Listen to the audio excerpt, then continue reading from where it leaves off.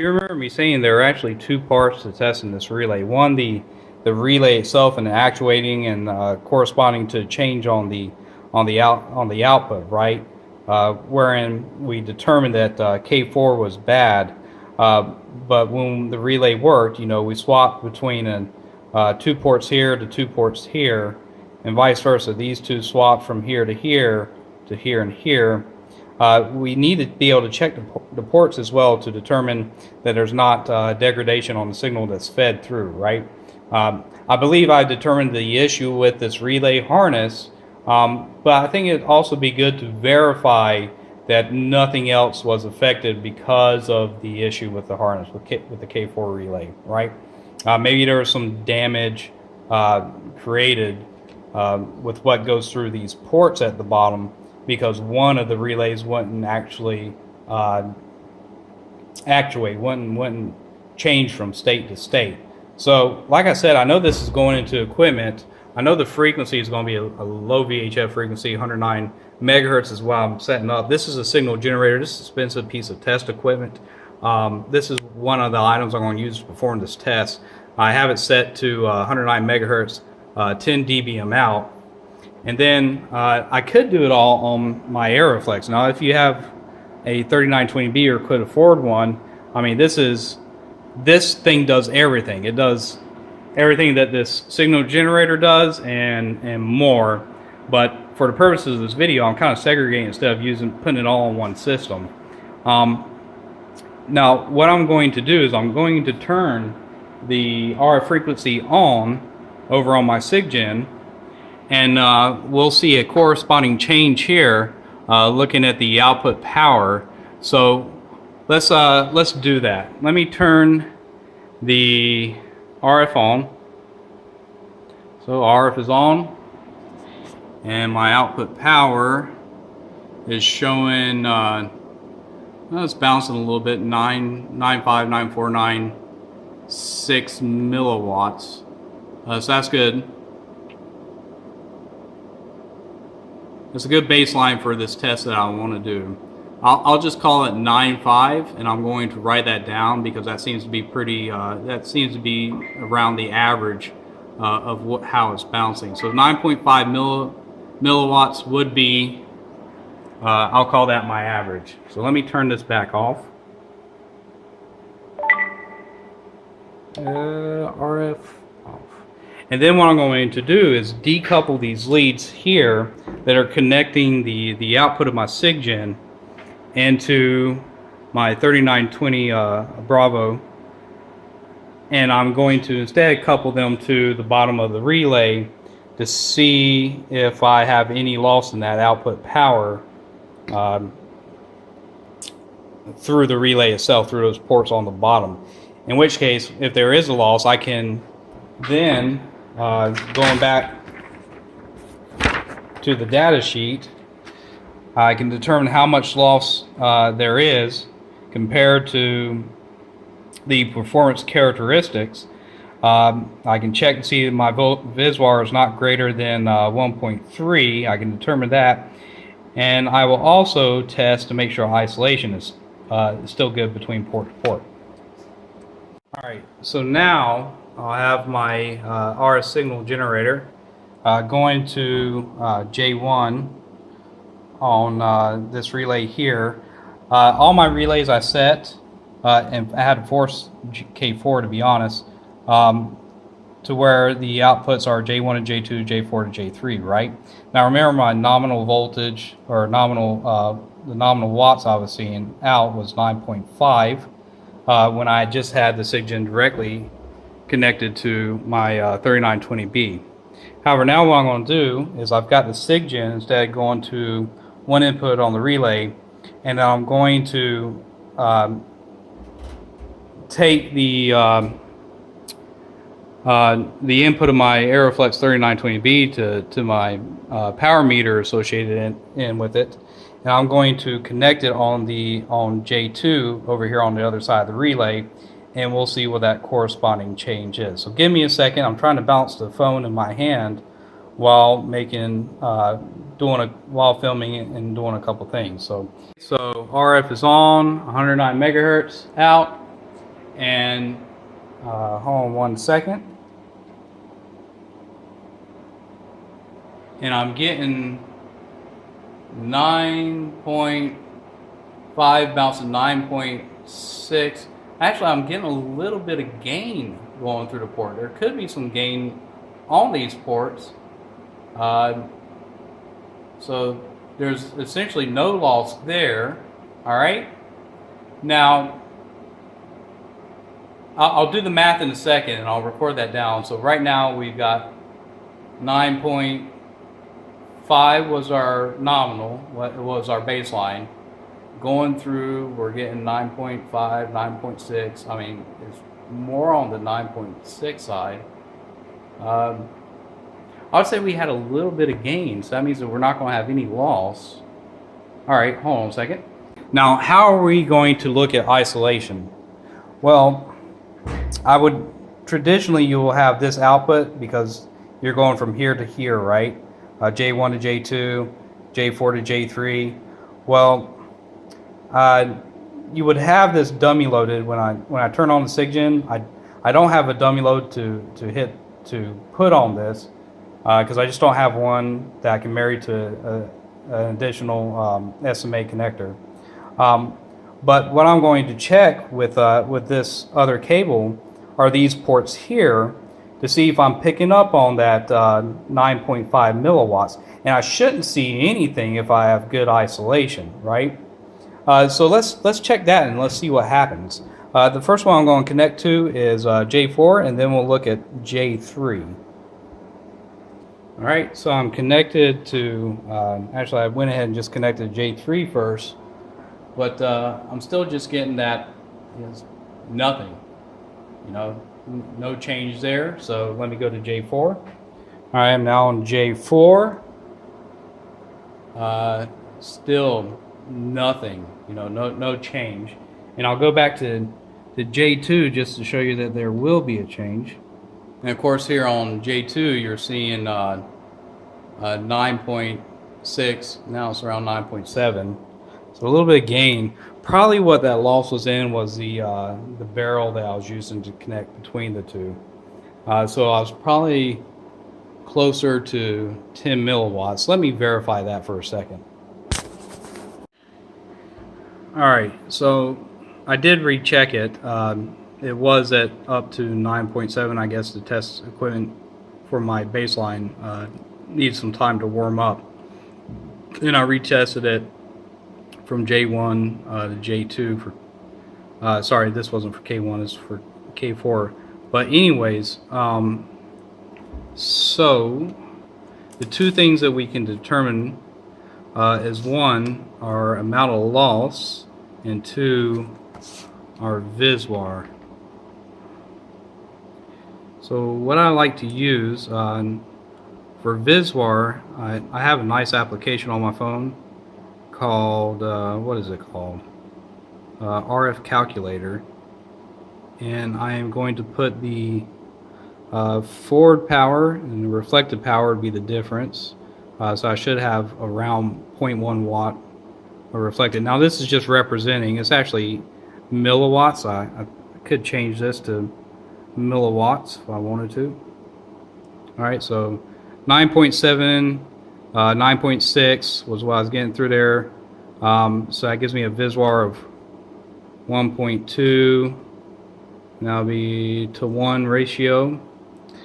And then the amount of loss we had, just putting in a value, if it was 9.7 to, and then we were getting 9.6, that is 0.45 dB of loss.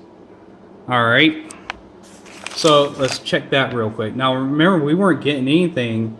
Isolation wasn't, because of the isolation, we weren't producing any results. I'm going to call that good. What I actually need is I probably need to use a vector voltmeter. I could use a vector voltmeter to get better readings, but for now, this is going to be a layman's way of performing a test on this. to get some results. But as far as loss goes, we only have 0.04 decibels of loss, which is substantially lower than this 0.2. And our VisVar was 1.2 to 1, which is lower than 1.3 to 1, which I presume would be the max you could have, given what we are testing. So I need to do the same thing for all the other ports and ensure that that I'm not getting too much loss on them. The VisVar is good, etc. I'll be back in a minute once I've done all that and show you the results. Okay, I finished testing everything.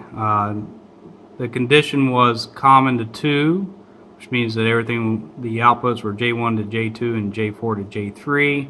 These were my results. Based off of what we previously calculated out, and I also tested isolation in this configuration, none of these are going to be an issue. We don't have a VisVar issue. We don't have an extreme amount of loss. However, I'm going to need to set this to C1 and check the same things. Okay, I finished testing in the other configuration. Mind you, K4 sticks, I have to do that bit where I tie all 3 lines together to make it actually actuate. It prefers this position, but sometimes it takes it a couple of times. But even if even when I was able to get it, here are my readings regardless. And based off of what I'm seeing here with the reference voltage I have here, there's still not a significant change, you know, as we determined previously. So my VisVar is still good. I have very low loss between the ports. I tested isolation with common and T1 or post 1 actuated. So what essentially have we learned? Let me go back for a second. So we learned, first off, let me go to the old diagram. Actually, we'll just use the new one. I can get this to fold. We learned that the problem isn't on the output side of the relay. Well, it is and it isn't. The problem's not with the coil. It's not with putting the voltage into it. The problem is that you have an armature that is sticking. It's not staying in the position that it needs to stay in.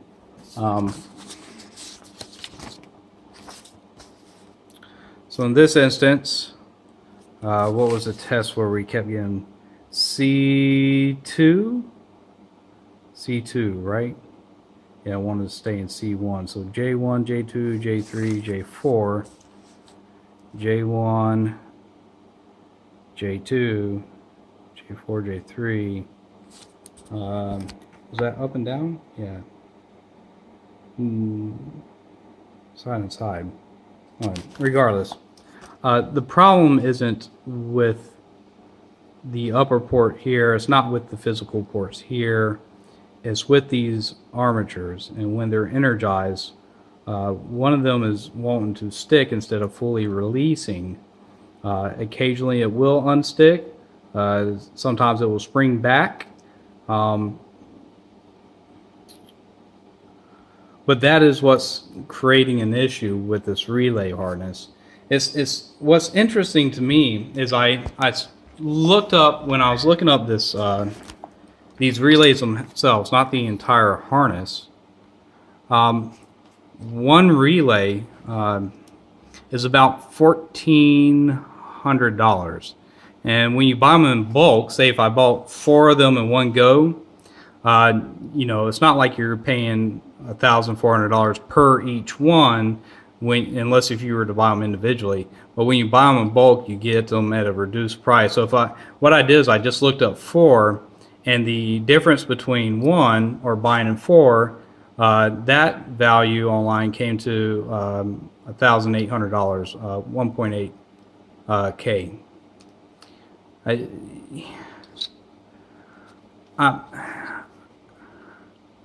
I'm really questioning the design of this harness. Like, I'm wondering if it was designed to reduce, because you got 1, 2, 3. You got 3 spares on this Molex connector. They make Molex connectors with more pins available.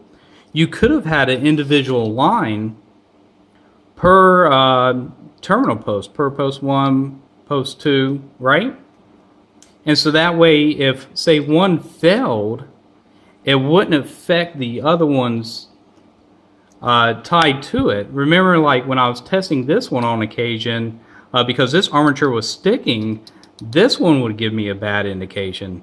And it was only when I could get this one to unstick that this one would work, depending on if I was in C1, right? When I tried to switch everything over to C2, this one would work, but this one wouldn't, because again, K2 was or K4, excuse me, was sticking, and maybe they're all 3 tied together for a reason in the equipment, but I'd want to believe that maybe this was done so at the manufacturer to force you to buy the entire harness again. The entire harness, this entire harness is about $3,000, and typically we're not allowed to go to.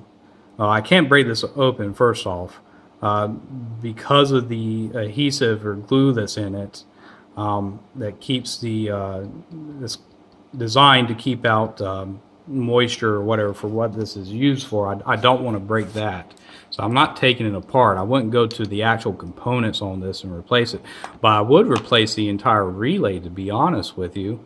Again, it's even the individual one is super expensive. Maybe that's why. Maybe because the price of one versus the entire harness. Let's think one is 1.4K, the entire harness.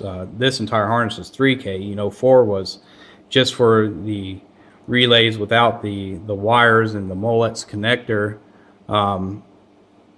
was 1.8K. So you get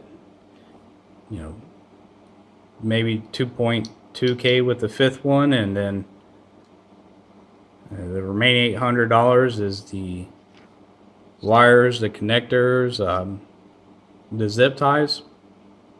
Yeah, I don't know.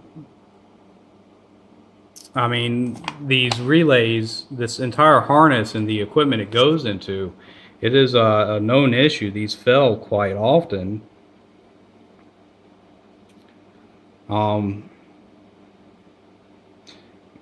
Maybe because at the rate that they fail is probably cheaper overall to replace the entire thing versus replacing each individual one after it fails.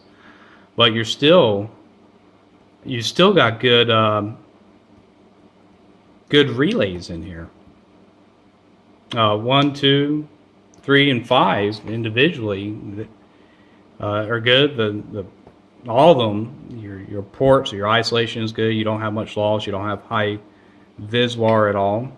It's just, and I guarantee you that the coil and armatures in there, man, they're pennies, to be honest with you.